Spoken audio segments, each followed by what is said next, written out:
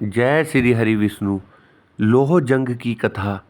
इस पृथ्वी पर भगवान श्री कृष्ण की जन्मभूमि मथुरा नगरी है। वहाँ रूपनिका नाम की एक वेश्या रहती थी। उसकी माँ मकरदृष्टा बड़ी ही क्रूप और कुबड़ी थी। वह कूटनी का कार्य भी करती थी। रूपनिका के पास आने वाले युवक उसकी माँ को देखकर बड़े दुखी होते थे। एक बार रूपनिका पूजा करने मंदिर में गई। वहाँ उसने दूर खड़े एक युवक को देखा। युवक ने भी रूपनिका को देखा और देखते ही वह उस पर आसक्त हो गया। वह उसे प्राप्त करने के लिए विचार करने लगा। बेचारा युवक आया तो था पूजा करने, किंतु वेश्या पर मर मिटा। रूपनिका की मन स्थिति भी इसी प्रकार की हो गई थी। वह भी पूजा करने आई थी, किंतु युवक पर मोहित हो गई। उसने अपने साथ आई सेविका से कहा, देखो वह सामने एक युवक खड़ा है, जाकर उससे कहो कि आज रात्रि वह मेरे घर पर पधारे। सेविका युवक के पास गई और बोली, युवक, वह सामने मेरी स्वामिनी रूपनिका खड़ी है। उन्होंने आज रात्रि आपको अपने घर आमंत्रित किया है। आप अवश्य आने की कृपा करें। यह सुनकर युवक बोला, मुझे इसमें कोई आपत्ति नहीं है, किंतु मैं लोहजंग नाम का एक निर्धन ब्राह्मण हूँ, जबकि रूपनिका के पास केवल धनवान ही जा सकते हैं। ऐसी स्थिति में मैं वहाँ कैसे आ सकता हूँ? मेरी स्वामिनी आपसे धन नहीं चाहती, आप केवल उसके निवास स्थान पर आ जाएं, यही बहुत है। यदि ऐसी बात है तो आज रात्रि में अवश्य जाऊंगा। सेविका ने सारी बात रूपनिका को बताई। पूजा करने के बाद रूपनिका अपने घर पहुंची और उस युवक के ध्यान में डूब गई। संध्या होने पर वह उसकी प्रतीक्षा में बैठ गई। लोहजंग निश्चित समय पर रूपनिका के पास पहुंच गया। मकरदृष्टा को बड़ा आश्चर्य हुआ, क्योंकि उसने रूपनिका को काफ़ी समझा बुझाकर मंदिर भेजा था। लोहजंग को आया देख रूपनिका प्रसन्नता के साथ उसे अपने शयन कक्ष में ले गई। उसने अपनी माँ को भी कोई परवाह नहीं की। लोहजंग के साथ सहवास करने से रूपनिका को अपार आनंद प्राप्त हुआ था। वह अपने जीवन को धन्य समझने लगी। उसने अन्य युवकों से संबंध तोड़ लिए और केवल लोहजंग की होकर रहने लगी। लोहजंग भी आनंदपूर्वक उसी के घर में रहने लगा। अपनी कन्या के इस व्यवहार से मकरदृष्टा बड़ी दुखी थी। कहाँ वह नगर भर भी की वेश्याओं को प्रशिक्षण देती थी और कहाँ उसी की पुत्री उसके वश से बाहर हो गई। उसकी कुछ समझ में नहीं आ रहा था कि क्या करें। एक दिन वह रूपनिका से बोली, पुत्री, इस दरिद्र को तुमने क्यों पाल लिया है? मनुष्य भले ही मुर्दे को स्पर्श कर ले, किंतु वेश्या निर्धन का स्पर्श नहीं करती। सच्चे प्रेम और वेश्यावर्ती को आपस में कोई संबंध नहीं है। प्रेम बंधन में उलझ जाने वाली वेश्या की चमक संध्या के समान शीघ्र नष्ट हो जाती है। वेश्या केवल धन के लिए प्रेम का नाटक करती है। मेरा कहा मानो, इस दरिद्र ब्राह्मण से पल्ला छुड़ा लो, अन्यथा तुम स्वयं अपने पांवों पर कुल्हाड़ी मार लोगी। माँ की बातें सुन रूपनिका को बड़ा गुस्सा आया। वह कहने लगी, माँ, चाहे तुम कुछ भी कहो, मैं इसे नहीं छोड़ सकती। मैं इसे प्राणों से भी अधिक चाहती हूँ। मेरे पास धन की कमी नहीं है, और फिर इतने धन का मैं करूँगी भी क्या? तुम बहुत बढ़ कर रही हो। अब भविष्य में इस प्रकार की बातें मत करना। पुत्री के को विरोध पर उतरी हुई जानकर मकरदृष्टा मन मनसोच कर रह गई। वह किसी प्रकार लोहजंग को निकाल बाहर करने की योजना बनाने लगी। कुछ दिन बाद मकरदृष्टा ने कुछ सशस्त्र सैनिकों के साथ जाते हुए एक राजकुमार को देखा। उसके पास जाकर वह बोली, राजकुमार, मेरे घर पर एक निर्धन कामुक ब्राह्मण ने अधिकार कर लिया है। मैं आपसे प्रार्थना करती हूँ कि आप उसे किसी भी प्रकार निकाल बाहर करें। इसके बदले में आप मेरी पुत्री के साथ आनंदपूर्वक विहार कर सकते हैं। प्रजा की रक्षा करना अपना कर्तव्य समझ राजकुमार ने उनकी बात स्वीकार कर ली। वह रूपनिका के घर गया। संयोग से उस समय रूपनिका मंदिर गई हुई थी और लोहजंग भी घर पर नहीं था। कुछ ही समय बाद जब वह लौटा तो राजकुमार के सैनिक उसे पीटने लगे। वह वहां से भागने लगा तो सैनिकों ने उसे नाले में गिरा दिया। जान बचाकर किसी तरह वह वहां से भाग खड़ा हुआ। लौटने पर रूपनिका ने घर की दशा देखी और जब उसे सब ज्ञात हुआ तो वह बहुत दुखी हुई। फिर राजकुमार को भी लगा कि उसने जो कुछ किया है वह उचित नहीं था। तब उसने रूपनिका के भोग का विचार छोड़ दिया और वहाँ से निकल पड़ा। लोहजंग समझ गया कि यह सब मकरधृष्टा की करतूत है। उसे उस पर भारी क्रोध आ रहा था, किंतु वह विवश था, इसलिए वह किसी तीर्थ में जाकर आत्मघात करने का विचार करने लगा। तपती दोपहरी में वह आगे बढ़ रहा था। मकरधृष्टा के व्यवहार से दुखी तो वह था ही, ऊपर से भयंकर गर्मी से चलना भी कठिन हो गया था। तब इधर उधर छाया की खोज करने लगा, जिसका वहाँ नाम भी न था। तभी उसे एक मरे हाथी की खाल दिखाई दी, जिसका मांस गीदड़ों ने खा लिया था, किंतु चमड़े को वे नहीं खा पाए। उस खाल के पास जाकर लोहजंग उसके अंदर देखने लगा। उसमें मांस या रक्त का नाम भी न था। वह उसके अंदर जाकर बैठकर आराम करने लगा। छाया मिलते ही गर्मी में थके हारे लोहजंग को तत्काल नींद आ गई। लोहजंग को कुछ भी सूध न थी। उसे ये मालूम न हो सका कि कब भयंकर वर्षा हुई और कब क्या हुआ। वर्षा में नदियों से बहता हुआ वह उसी खाल के साथ समुद्र में जा पहुंचा। समुद्र में वह खाल के साथ ऊपर नीचे हो रहा था तो एक गरुड़ ने उसे देख लिया। उसे मांस का पिंड समझकर गरुड़ झपटकर उसे एक टापू पर ले गया। वहां उसने हाथी की खाल को उधेड़ डाला, किंतु उसमें मांस का तो नाम भी नहीं था, अपितु अंदर एक जीवित मनुष्य बैठा था। तब उसे वही छोड़कर गरुड़ उड़ गया। नींद खुलने पर खाल में बने छेदों में लोहजंग ने बाहर देखा तो उसकी कुछ भी समझ में नहीं आया। उसे यह सब सपन के समान लग रहा था। सहसा उसकी दृष्टि समुद्र तट पर खड़े दो राक्षसों पर पड़ी, जो भयभीत होकर उसे देख रहे थे। उस भयानक राक्षसों को देखकर लोहजंग भी डर गया। भगवान राम के लंका पर आक्रमण और हनुमान के लंका दहन की घटनाओं से वे राक्षस परिचित ही थे, अतः पुनः एक मनुष्य के लंका आ पहुँचने से वे बड़े डरे हुए थे। उन्होंने इस घटना के विषय में राजा विभीषण को सूचित किया। राम की घटना से विभीषण जानता था कि मनुष्य जाति बड़ी प्रभावशाली है। द्वीप में मनुष्य के आगमन के समाचार से वह बड़ा चिंतित हुआ और उसने अपने दूतों को आदेश दिया, जाओ समुद्र तट पर आए हुए उस मानव को आदर सहित यहाँ ले आओ। भयभीत दूत ने डरते डरते लोहजंग को विभीषण का आदेश सुनाया। लोहजंग ने ध्यान से उसकी बात सुनी और फिर उसके साथ चल पड़ा। लंका की शोभा देखकर लोहजंग को बड़ा आश्चर्य हुआ। सोने की लंका जगमगा रही थी। दूत के साथ लोहजंग विभीषण की सभा में पहुंचा, जहां उसने विभीषण को देखा।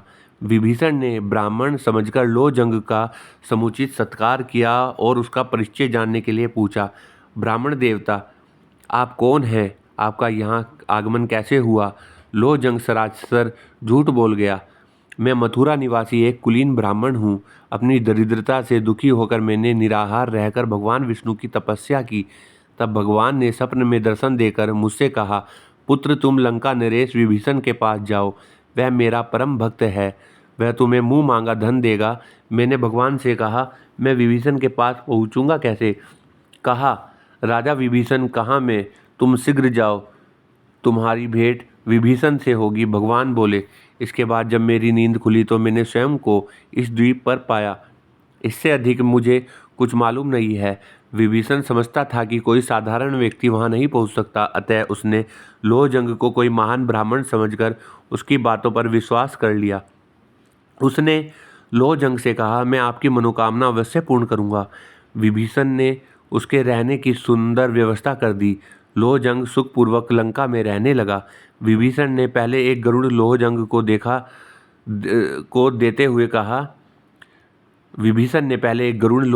देते हुए कहा, आप इस पर सवारी करेंगे, अतः इसे आप अपने वश में करें। इसी पर बैठकर आप वापस मथुरा जाएंगे। विभीषण का अतिथि बना हुआ लोहजंग गरुड़ पर बैठने और उसे उड़ाने का अभ्यास करने लगा। एक बार लोहजंग ने विभीषण से पूछा, महाराज, लंका की यह भूमि काष्ठ की बनी हुई क्यों दिखाई देती है? विभीषण बोला, यह एक लंबी कहानी है, क्या आप इसे सुनना चाहेंगे? अवश्य महाराज। मोहजंग ने कहा, अच्छा सुनो, कहकर विभीषण कथा सुनाने लगे। प्राचीन काल में कश्यप के पुत्र गरुड़ ने अपनी मां विनुता को नागों की दासता से मुक्त कराने की प्रतिज्ञा की। इसके लिए एक उपाय नागों को अमृत कलश लाकर देना भी था। इसके लिए सर्वशक्तिमान बनना आवश्यक था। अतः गरुड़ अपने पिता के पास गया। सर्वशक्तिमान बनने के लिए गरुड़ ने पिता कश्यप से प्रार्थना की तो वह बोले, समुद्र में एक कछुआ और एक हाथी जैसे विशाल जीवों को खाने से तुम्हारा साप छूट जाएगा। गरुड़ तुरंत समुद्र में पहुंचा। उसने उक्त दोनों जीवों को पकड़ लिया और उन्हें खाने के लिए कल्प वृक्ष की डाल पर जा बैठा, किंतु उसके भार से डाल टूटकर पृथ्वी पर गिर रही थी। वहीं नीचे बाल खिल्ले ऋषि तप कर रहे थे, कहीं वह डाल उन पर ना गिर जाए। इस भय से गरुड़ ने उसे बीच में ही पकड़ लिया और उसे उठाकर यहाँ समुद्र के तट पर रख दिया। यह लंका कल्प वृक्ष की उसी डाल पर बसी हुई है, इसलिए काष्ठ की बनी हुई दिखाई दे रही है। इस कथा को सुन लोहजंग को बड़ा आश्चर्य हुआ। कुछ दिनों में उसे गरुड़ की सवारी का अभ्यास हो गया। तब विभीषण ने उसे पर्याप्त धन और मूल्यवान रत्न दिए तथा मथुरा के स्वामी के लिए शंख, चक्र, गदा और पद्म भेजे। इस सभी चीज़ों को लेकर जो लोहजंग गरुड़ पर बैठकर मथुरा की ओर उड़ चला। कुछ ही समय में वह मथुरा पहुंच गया। मथुरा में लोहजंग ने गरुड़ को एक बौद्ध विहार में उतारा, विभीषण से मिले धन को पृथ्वी में गाड़ दिया तथा गरुड़ को एक खूंटे से बांध दिया। इसके बाद एक रत्न को उसने बाजार में बेच दिया तथा अपनी दैनिक आवश्यकताओं की वस्तुएं तथा श्रृंगार सामग्री खरीद ली। बौद्ध विहार में लौटकर उसने स्नान, भोजन आदि किया तथा अपने वाहन पक्षी को भी भोजन कराया। फिर वह सुंदर वस्त्र पहनकर सज संवर कर तैयार हो गया। सायंकाल में वह गरुड़ पर बैठकर रूपनिका की छत पर जा पहुंचा। वहां जाकर उसने एक विशेष प्रकार की आवाज़ की तो रूपनिका उसे देखने के लिए बाहर आई। उस समय लोहजंग शंख, चक्र आदि युक्त भगवान विष्णु के वेश में था। उसे देखने पर रूपनिका ने उसे भगवान विष्णु ही समझा। लोहजंग ने उसे अपना वास्तविक परिचय नहीं दिया और बोला, मैं भगवान विष्णु तुमसे मिलने आया हूँ। रूपनिका उसे प्रणाम करते हुए बोली, भगवान आपने बड़ी कृपा की, आइए विराजिए। अपने वाहन पक्षी को वहीं बांधकर लोहजंग रूपनिका के कक्ष में चला गया। कुछ समय उसके साथ बिताने के बाद लोहजंग गरुड़ पर बैठकर अपने निवास स्थान पर चला गया। इसके बाद रूपनिका को बड़ा हर्ष होने लगा। उसे अपने भाग्य पर बड़ा गर्व हुआ कि वह भगवान की प्रेमिका बन गई है। वह समझने लगे कि साक्षात विष्णु की प्रेमिका बन जाने से वह स्वयं भी देवी बन गई है और अब उसे मनुष्य से बातें भी नहीं करनी चाहिए। अतः रूपनिका ने लोगों से बोलना भी छोड़ दिया।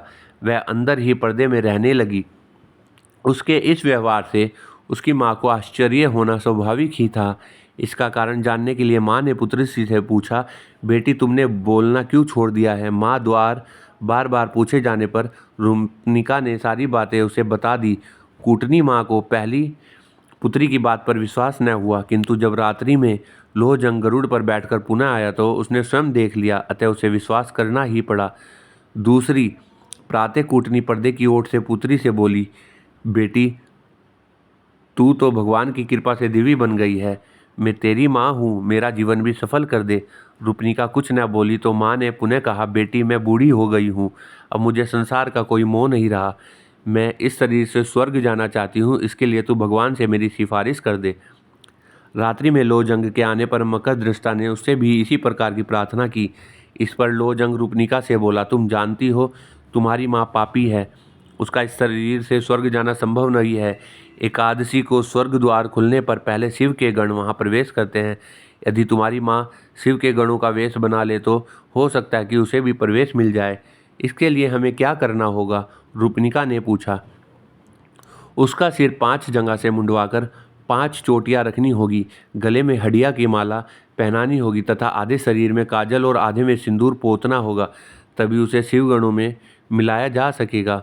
उसके ऐसा करने पर मैं कुछ कर सकता हूँ। यह सब बताने के बाद लोहजंग ने रूपनिका के साथ विहार किया, फिर लौट गया। रूपनिका ने यह उपाय अपनी माँ को बताया तो वह ऐसा करने के लिए सहमत हो गई।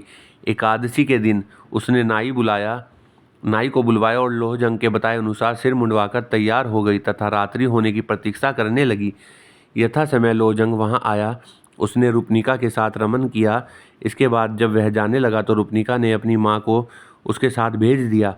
कूटनी को गरुड़ पर बैठाकर लोहजंग उड़ चला। मार्ग में एक मंदिर के पास चक्र के चिन्ह वाले पत्थरों के कुछ खंभों को देखा तो कूटनी को एक खंभे पर बिठा दिया और उसने कहा, मैं शिव के गणों के पास जाता हूँ और तुम्हें स्वर्ग में प्रवेश दिलाने का प्रयत्न करता हूँ। तब तक तुम मेरी यही प्रतीक्षा करो। बुढ़िया कूटनी को वहाँ बैठाकर लोहजंग उड़ गया। आगे एक मंदिर में रात्रि जागरण हो रहा था। लोग कीर्तन कर रहे थे। लोहजंग आकाश से ही उनसे बोला, भक्तों, आज तुम पर महाविनाशक महामारी गिरने की संभावना है। उससे बचने का केवल एक ही उपाय है कि सब मिलकर भगवान का भजन करो। इसके बाद वह पुनः आगे बढ़ गया। आकाशवाणी सुनकर भक्त जोर जोर से कीर्तन करने लगे। इसके बाद लोहजंग अपने निवास स्थान पर गया। अपने वाहन को एक खूंटे से बांधकर उसने अपना भगवान का वेश उतार दिया तथा इसके बाद वह स्वयं भी कीर्तन करने वालों में जा मिला। खंबे पर बैठी हुई कूटनी थक गई थी। वह मन ही मन विचार करने लगी कि आखिर भगवान क्यों नहीं आए। थकने से वह कभी भी नीचे गिर सकती थी, अतः वह चिल्लाने लगी, अरे अरे, मैं गिर रही हूँ, मुझे बचाओ। कीर्तन करते लोगों ने उसका चिल्लाना सुना तो उसे महाविनाशक महामारी समझा।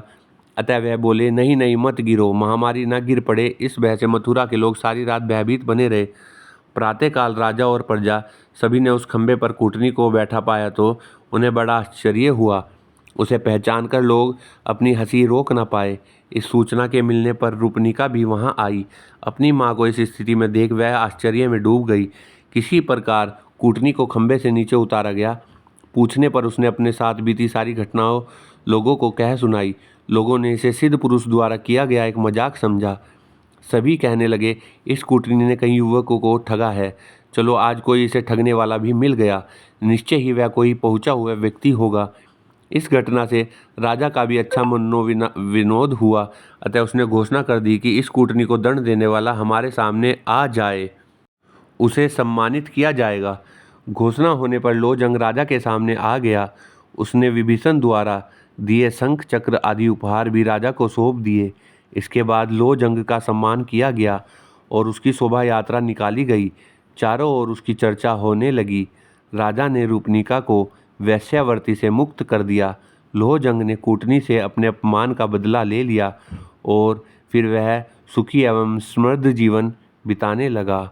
जय हरि विष्णु।